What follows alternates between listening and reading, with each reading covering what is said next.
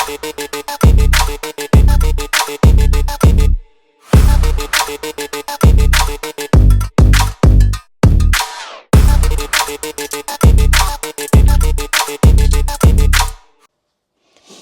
morning everyone, and welcome to another episode of What's in My Lure Box.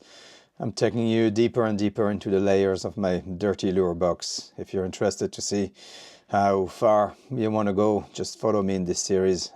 This is just to show you what I use, what I fish with, and if you're interested, or if you're starting your journey into the swim bait and glide bait world, this is a good way to start. I can show you different lures that are sure bets, that are proven classic baits. And today we're going to have a look at one of my real favorite, probably my top 3, and this is the Deps slide swimmer, and especially the 250, that big old boy there. Now, if you're not familiar with Deps, Japanese company, as you can see in the back, definitely, I don't know which way I hold it, like this, it's Japanese anyway. So these are what I would consider premium lures, commercial grade lures that are kind of mass produced, but they still remain fairly expensive. Some of them are justified, some of them are less justified on the price. Definitely this is not on a really high scale of price, but it's getting there slowly, especially for if you're new to this world of swim bait. Now I'm going to give you a little history on this bad boy, because it's definitely a lure well worth talking about. This is I think what's the coloring on this one? It's a real bad man. I can't remember. I'll get the color on this guy just down below, but I really like that color. Talk about that a little bit later. Give you a little history on this glide. This one came out, I think, probably wrong, but as close as I can get, around the early 2000s, 2002, I think that lure came out. It was first made in some kind of a foam resin. There was some irregularity in the swim of the baits because of that process, and I think the first generation of them OG as it's called, some would swear by that foam insert that they had, and some other people didn't like them. They rather now this ABS injected, a little bit more modern. Now so that lure kind of struggled to come out on the main global market. Started in Japan, of course, in 2002, and it's not only till 2010 that there was there's a really kind of famous bass angler on the west coast of the States, Mr. Butch Brown, and he's the guy that kind of brought it back to life, that lure. He was starting to catch like really big bass, and they were all coming from this lure. Now the particularity of this lure, why is it doing so well? Well, it's a lure that you can use in so many different ways. That's why I like about a good quality glide bait. This is what I like about this glide bait, is that, yeah, they're pricey, but you can use them in many different ways, and it's just not a one trick type of lure where there's only one way. You can really work it, or 2 ways maybe, and that's it. These ones, there's so many things you can do. Now I believe that there's some things inside as well that I believe are pretty innovative, that I haven't seen in any other lures. I'm going to talk about that. So first of all, looking at this lure, it's an ABS inside, injected ABS, so it's a hard shell, but on the outside, as you can see, there is a soft silicone sleeve that goes over the top. Now, as a pike angler, you might be worried that for the price you paid, that silicone sleeve, it's going to get scrapped very quickly, and it really isn't. I feel the teeth inside, the teeth mark, especially on the smaller model. I have this one quite a while, and the silicone is holding pretty good. Rarely I get the tail damage. The tail is still perfect. Usually the pike T-bone that, and the tail is usually on the outside, so I rarely have pike coming just to nip at the tail. When they come for a bait like that, it's usually to take it and eat it. Either way, you have a follow or you have a take on these lures. That's what I think. But that particularity of that silicone sleeve, it's that it makes this lure completely silent. There is no rattle inside. In this world of like loud and rattle, and some are really, really loud, sometimes even on non-pressured water, I think that rattle lures, especially loud rattle lures like some jerk baits, I think it could be off-putting on some fish because it's not a sound that a normal roach or perch or bream would make in the water. Some days maybe it might wake them up and bring their curiosity or get them to trigger an aggressive bite, but I sometimes think that big, heavy, noisy rattle, it's a little bit overstated. So this is really nice. It's 100% really, really silent lure. So you can't really spook too much the fish. Now, when I say 100% silent, it's not entirely true. And I talk about that in a second. Now, the good thing is that most glide, when they swim, you have that clacking sound all the time when it hits the joint. Now, if you look on the silicone sleeve, it bounces off the edges. So what happened is that it's totally silent. It's just the rubber bouncing on this extra little bit of skin that's poking out, and it makes like a nice cushioning here. Now that silicone sleeve is thick, as you can see. It's very resistant, so it doesn't get deformed, which is important because you don't want any deformation into a swim bait. Same as the tail. This tail always remain, no matter how much you bend it, that silicone always come back nice and straight. Important to keep these baits nice and flat. You don't want to get the plastic to warp because that's going to mess up the whole swim of your bait. Other good thing about the silicone skin is that when you cast, and as well as like the life of your lure, especially for the look of it, is that you don't get hook rash. The hook simply don't hit the side of the lure when you cast, and you don't get that big nasty hook rash where after your bait is completely worn out. So the hook just bounces against it when you cast, and it doesn't seem to be doing any damage to the bait. So that's another fantastic thing. Now, talking about silent, it's not 100% silent, and that's what I love, because the little thing that's inside, inside they have a tuner, and it works a bit like a tuning fork. If you ever seen a tuning fork, you bang it and the vibration creates a sound to a certain wavelength, some of them, but on this one there is that spring with a little bit of, I think, a bit of lead or something, tungsten on top of it. And when you hard jerk that bait, when you make it go to the side, you get that clack, that clacking sound. So the harder you jerk it, it'll clack.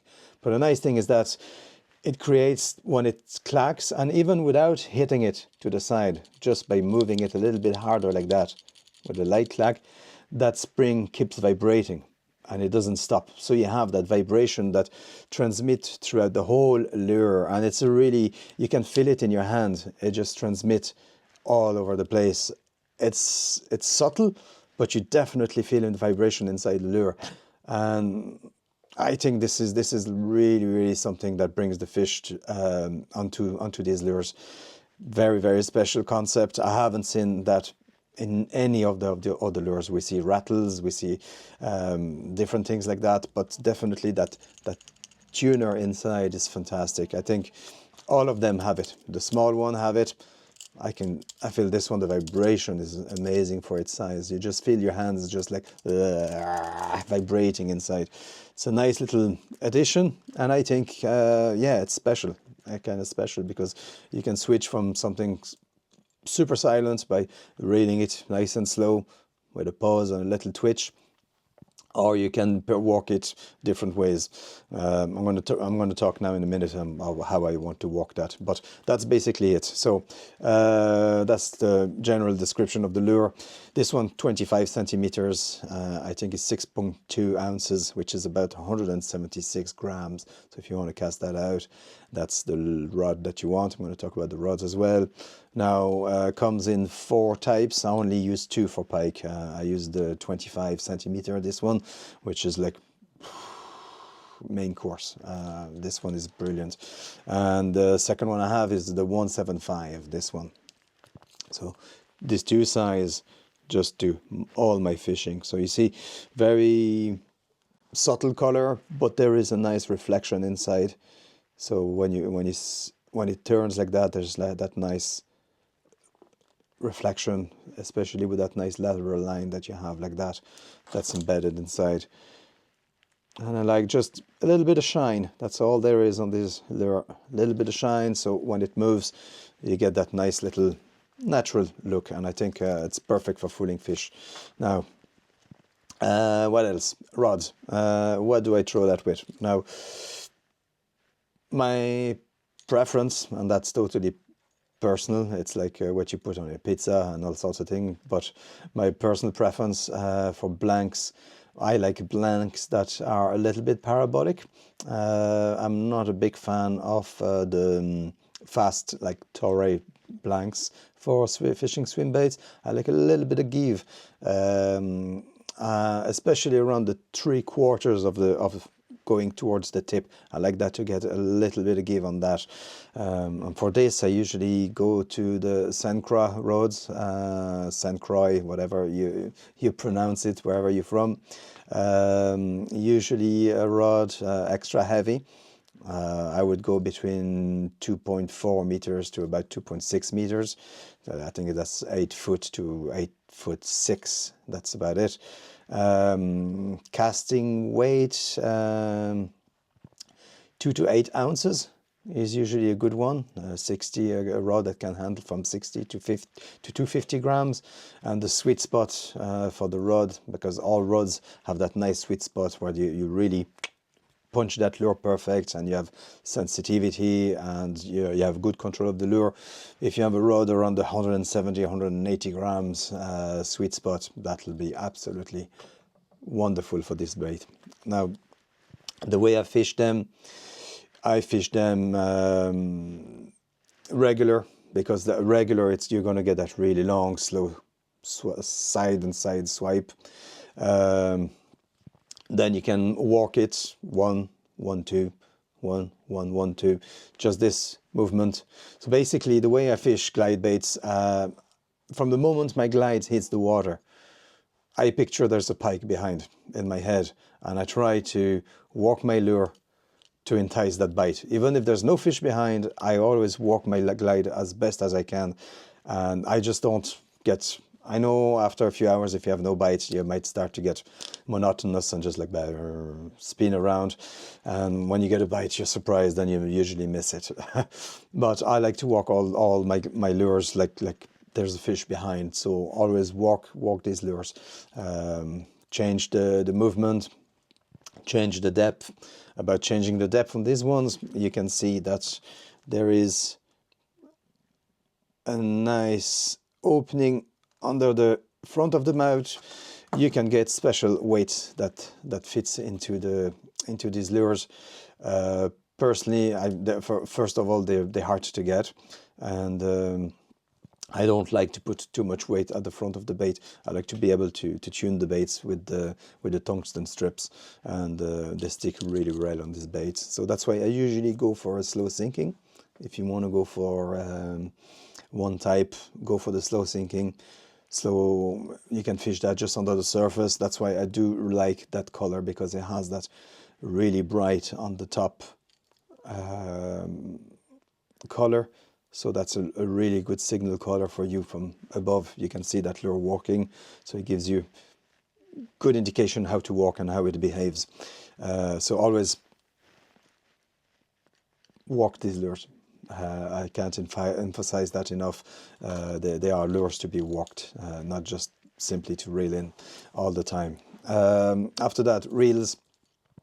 Reels depends your preference. Obviously, something that's going to be able to crank up a big heavy lure that's about nearly 200 grams. So you don't want something with weak gears. You want something with a little bit of cojones behind. For the speed ratio, I'm a big fan of fast ratio reels, no matter what I do. Some people don't like them. It's just a preference. I like a fast reel for this type of fishing because I'm always in contact. If I want to speed or burn the reel, I'm not going to take crazy efforts to do it. It'll happen really fast. So that's my preference, fast reels. Big fan of either way the Tranks from Shimano. Tranks, the high gear, of course. I use the 300s. Plenty for pike here. You don't need to have the 400. I don't like to have too heavy lures. When I fish all day with bigger lures like that, a 300 is well able to handle this and the torque that he needs to put out to get this lure to work. So one is the Tranks 300 high gear, and the other one is the new Shimano Calcutta, the MD, the Monster Drive. That one has like, it's a strong reel. Not cheap, but it's one. You're not going to change that reel. The first Calcutta I have is nearly 30 years old, and it's still perfect. I greased it twice in its lifetime, and they're just fantastic reels. Okay, we passed the reels, we passed the rods, how to fish it. One last thing as well for this, like any lure that you buy, really, change the trebles and go for something that you trust. I like myself, quite a while now, I've been fishing the BKK Fangs. These ones have been doing really good. Strong hooks, good sharp point, not too expensive. So change them once they go a little bit blunt, or if you hit something a little bit strange. Either way, they sharpen back quite okay, but I just change them. So change these ones. For the split rings too, I change my split rings. I don't trust any split rings that comes with these lures, especially if you buy that kind of money lure. You do not want to have a failure on your line, on your split rings, on your leader. Line, I would fish that on some either way Power Pro or Whiplash, something around 30 kg. Like I know it's heavy for some, but for that type of glad, you don't want them to snap off. You want to keep them, and also you want to try. I found recently that the Whiplash has a much thinner diameter compared to the Power Pro. So I haven't fished Whiplash in a long time, and when I was in the shop comparing the two, I was quite shocked by the difference between the diameter from Power Pro and Whiplash. So I'm kind of going back towards Whiplash this last couple of years, and quite happy. The colored one leave you like really dirty fingers for a few sessions. You look like you've been smoking for like 50 years. But apart from that, I'm really happy with the line. So I think that's all I can say about the Deps side slider. So one fantastic lure. Yeah, go buy it if you want. Like I said, people buy handbags, others buy shoes, some others, like, I don't know, bet, lose their money on horses, but me, it's expensive Japanese glides, what can I say? But yeah, there you go, the Deps, one really cool lure. All right, I'll catch you in the next one, bye.